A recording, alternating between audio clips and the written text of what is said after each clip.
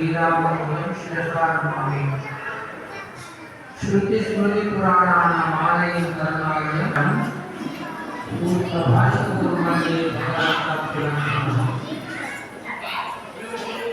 హంపి క్షేత్రాధిపతి విరూపాక్ష స్వామి వారికి, అమ్మవారు పంపాదేవి, అమ్మవారు భువనేశ్వరదేవి, త్రిభువన జగతాల స్వరూపమైన దత్తాత్రేయ స్వామి వారితో పాటు ఈ దేవాలయంలో మనం ప్రతిష్ఠించినటువంటి సమస్త దేవీ దేవతలతో పాటు సనాతన ధర్మాన్ని కలియుగంలో పునః ప్రతిష్టాపన చేసినటువంటి ఆదిశంకరాచార్య వారితో పాటు సమస్త దేవీ దేవతల చరణాలకు శిరసాష్టాంగ నమస్కారాలు చేస్తూ ఈ యొక్క పుష్కర కుంభాభిషేక మహోత్సవాన్ని నిర్వహిస్తున్నటువంటి యావత్ నిరుపేదలకు, కార్యకర్తలకు, భక్తులకు అందరికీ మా యొక్క నారాయణ స్వామి పూర్వక ఆశీర్వచనం. మన పుత్రాన్ని ఎందుకు అరిష్టంగా అని చెప్తాం, మీకు కూడా చెప్పాలి. ఎందుకు వాళ్ళు అల్లరిస్తారా?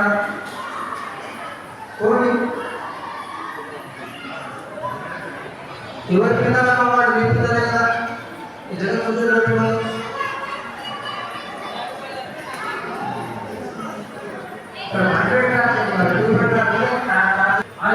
దైవాన్ని మనము విగ్రహం రూపంలో కానీ ఫోటో రూపంలో చూసుకుంటున్నాం. మళ్ళీ విగ్రహం లోపల పెట్టక ముందు అవన్నీ కూడా శిల్పిలో ఉంటాయి. ఆ శిల్పిలో అనేక విగ్రహాలు ఉంటాయి. అవి ఎండకి ఉంటాయి. వాన దేవాలయంలో అయితే మనము 3 రోజులు 5 రోజులు ఇలా కార్యక్రమాలు చేస్తున్నప్పుడు మొదటి రోజు వాటిని నీళ్ళలో మనం చూస్తాం, జలాలవాసమని, తర్వాత మన మహాసంపం అని అనేక ఔషధులతో శక్తించుతాం, ధాన్యాల వాసమని, ఫల పుష్పాల వాసమని, ఫలాల వాసమని, అనేక రకాలైనటువంటి అధివాసాల ద్వారా ఆ మూర్తులకు కలిగినటువంటి ఇబ్బందులను మనం మంత్రాల ద్వారా తొలగించి శక్తి ఉంటుంది. అట్లాగే మనం గృహ ప్రవేశం చేసినప్పుడు రకరకాలైనటువంటి వస్తువులు తీసుకుని వస్తాం, వాటిని శుద్ధి చేయాలి. అదేవిధంగా వ్యాపార స్థలమైన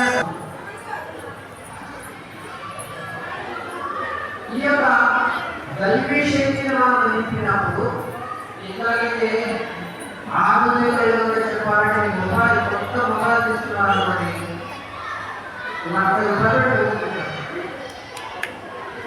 దాన్ని ఛాతీకి పెడతారు.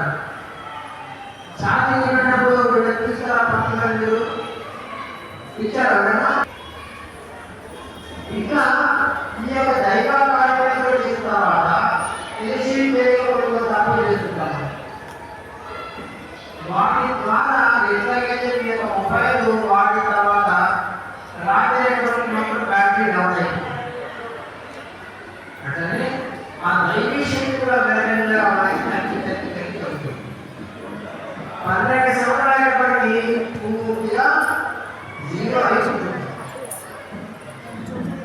మళ్ళీ అప్పుడు ఏం చేయాలి? మళ్ళీ చార్జ్ చేయాలి. మళ్ళీ చిన్నగా హోమం ఇవన్నీ చేసుకొని ప్రతి సంవత్సరం చేస్తారు భాష కోసం అని. కానీ విశేషంగా 12 సంవత్సరాలు ఒకసారి చేసినట్టయితే అప్పుడు మళ్ళీ 12 సంవత్సరాల శక్తి ఉంది. నదులు కూడా అంతే. దేవరాజు గురువు ఎప్పుడైతే మనము ఈ యొక్క దేవాలయం యొక్క కుంభాభిషేకం చేసామో, ప్రాణం చేసామో, ఏ రాశికి గురువు ఉంటాడో అదే రాశికి మళ్ళీ గురువు వస్తాడు. 12 సంవత్సరాలు చూసుకోవాలి కావాలంటే. అదే మరి ఖచ్చితంగా నర్మదా పుష్కరాలు జరిగినప్పుడు ఈ దేవాలయంగా ప్రత్యేకించి మళ్ళీ నర్మదా పుష్కరాలకి మళ్ళీ దేవాలయంగా పంపిస్తాము. ఇది ఎందుకంటే నదులలో ఎందుకు నదుల్లో మునిగితే మనకి ఏమవుతాయన్నా, గంగలలో ఏమవుతాయన్నా పాపాలు పాపాలు పోవడం అనేది దీని మీద చాలా రీసెర్చ్ చేశారు అమెరికా. గంగలో నుంచి పాపాలు పోతాయంటారు. ఇంకా వాళ్ళు భౌతికంగా ఆలోచన చేశారు. పాపం అనేది పూర్వజన్మ పాపంలో వ్యాధి రూపేణ బాధితమైన శాతం. ఇంత ముందు జన్మలో మనం చేసినటువంటి తప్పులు ఈ జన్మలో మనకి 3 రకాల బయటకు వస్తుంది. శారీరకమైన ఇబ్బంది జరుగుతుంది, మానసికమైన ఇబ్బంది జరుగుతుంది, ఆధ్యాత్మికమైన ఇబ్బంది జరుగుతుంది. దేవాలయం నిశ్శబ్ద కాబట్టి ఏమమ్మా ఇబ్బంది అవుట్ పేషెంట్ సీరియస్ ఆ తర్వాత మానసిక లేకపోమని వాడు మందు రాసి ఆ మందు షాపు తీసుకెళ్ళి ఆ మందుని తీసుకొని ఇక్కడ ఎన్నో సాధన ఇది ఆధ్యాత్మికత. అనేకమైనటువంటి ఉదాహరణలు చాలా చేసినటువంటి అనేక మంది మనకి ఉదాహరణ మనం చెప్పాలి. ప్రతి దేవతను తీసుకోండి. చాలా రోజుల ఆహారం దొరుకుతుంది, ఉపవాసం దాని శివచక్రాన్ని పావురం వచ్చి ప్రజల వాడుతుంది, గత వేడాడు వస్తుంది, నా ఆహారం మంచిగా ఉంటుంది, రాగేది రాగేది శరణు అని వచ్చినవాడిని కాపాడాలని రాను. ఈ పావురం శరణు వచ్చింది కాబట్టి ఇది చాలా ఈ మాంసం కావాలి కదా, దాని యొక్క బరువు ఎంతో అంత మాంసాన్ని భోజిస్తానని చెప్పి ఉదాహరణ. తపస్సు చేసి చేసిన ముక్తి కాలంలో ఉన్న సమయంలో దేవతలు అడుగుతారు, మీ యొక్క వ్యజ్ఞంతో మాకు కావాలి, నాకు వజ్రాయనం చేసి రాక్షసుల యుద్ధం చేయాలని అనుకూలంగా ఇచ్చేస్తాం. మన దగ్గర డబ్బులు ఇవ్వక్కర్లేదు, వస్తువులు ఇవ్వక్కర్లేదు. ఎదుటివాడికి తృప్తి కలిగినట్టు మాట చెప్పిన చాలు. ఇది జరగవచ్చు. దీంట్లో తప్పించుకున్నా మనం ఇక్కడ అన్ని చెప్పండి. వాళ్ళని కూర్చొని వాళ్ళు చెప్పే చాలు, ఖచ్చితంగా నా వాళ్ళకి గుణం చేస్తుంది. అట్లా ఈ 3 రకాలుగా మనకి పూర్వ జన్మలు చేసినటువంటి తప్పుల వల్ల ఈ జన్మ మన రకాలైనటువంటి 3 రకాలైన ఇబ్బందులు. ఈ యొక్క శారీరకమైన ఇబ్బంది ఎక్కగలుగుతుందని చెప్పి ప్రపంచం మొత్తాన్ని తెలుసు. వైరస్ అంటారు. మన విషయం మన కరోనా ఏమి అనిపించేది, ఎన్ని వైరస్ లోపలనే మనకి చాలా ఉంటాయి. దీన్ని ఇంగ్లీష్లో బ్యాక్టీరియా అంటాం, తెలుగులో సూక్ష్మ. శరీరానికి మంచి చేసే కూడా చాలా సూక్ష్మజీవులు ఉన్నాయి. ఇప్పుడు పాలు పెరుగుకోవాలంటే ఆ బ్యాక్టీరియా ద్వారానే అవుతుంది. మీకు కావాలంటే పెరుగుని మైక్రోస్కోప్ చూడండి, అందులో పురుగు పోతుంది. అట్లా అమెరికా అనుకుంటారు కదా, ఈ శరీరానికి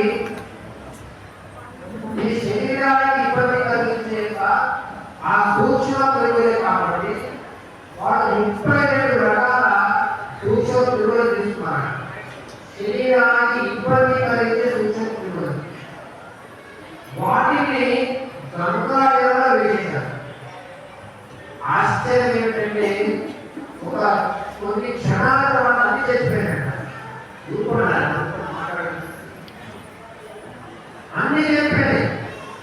అంటే శరీరానికి ఇబ్బంది కలిగించే సూక్ష్మలు గంగాళంలో బతలేవని వాళ్ళు నిర్ణయించారు. గంగాళంలో ఓడిపోతే మన శరీరానికి కలిగిన ఇబ్బందులు పోతాయో కూడా ఇంకొక పరిస్థితి వాళ్ళు చేస్తుంది. అట్లా ఈ యొక్క పరిశోధన ఎంతవరకు జరుగుతున్నారంటే ఆశ్చర్యం చేస్తున్నారు. ఈ దేవాలయాల్లో మనం ప్రతిష్ఠించినటువంటి ఆ గంగాళంలో కూడినప్పుడు మన పాపాలు పోతున్నప్పుడు మరి ఆ గంగ ఎవరు చేయాలి, మనకి ఎవరు శక్తి చెప్పాలి అంటే 12 సంవత్సరాల ఒకసారి దేవరాజు పుష్పంతో వాడు వచ్చి ఉంటారన్న అందులో ఉండి ఆ నదికి శక్తి వెళ్ళిపోతారు.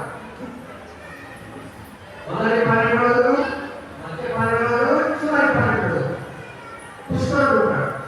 కానీ దేవరాజు గురువు మాత్రము మొత్తం సంవత్సరం అంతా నదిలో ఉండి ఆ నదికి శక్తి నింపిపోతుంది. అట్లాగే మనం కూడా మన దేవాలయంలో పూజారి కార్యక్రమం ద్వారా శక్తిని విరగడానికి ఇది 12 సంవత్సరాలు ఒకసారి ఇట్లా మనకి శక్తి తక్కువ కాకుండా అభిషేకం చేస్తాం. పైన కలశానికి అభిషేకం చేసి తిరిగి శక్తి అట్లా మీ యొక్క గృహం కావచ్చు, మీ వ్యాపార స్థలం కావచ్చు, 12 సంవత్సరాలు ఒకసారి చిన్నగా మనం చేసుకుంటారు వ్రతాల కింద. కానీ యజ్ఞం చాలా ఎందుకంటే ఇప్పుడే అన్ని పండ్లు వాళ్ళు ఏమైనా పెట్టారు.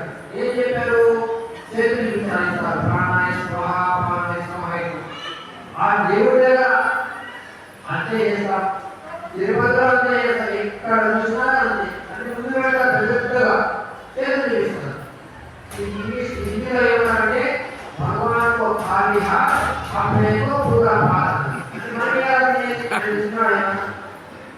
అయితే ఈ సంస్కారం భగవద్గీతలో కృష్ణ భగవాన్ చెప్పినట్టుగా బ్రహ్మార్పణ బ్రహ్మహవి బ్రహ్మాత్మ బ్రహ్మనామం బ్రహ్మైవ తేన కర్తవ్యం బ్రహ్మ కర్మ సమాధిన. ఆ పరమాత్మ ఇచ్చినటువంటి పదార్థాలు ఏమిటో మనం చేసుకున్నది అట్లనే తెలియదు కదా. దాన్ని రసం తీసి బెల్లంగా లేదా చక్కగా చేసుకుని మనకి యోగ్యమైన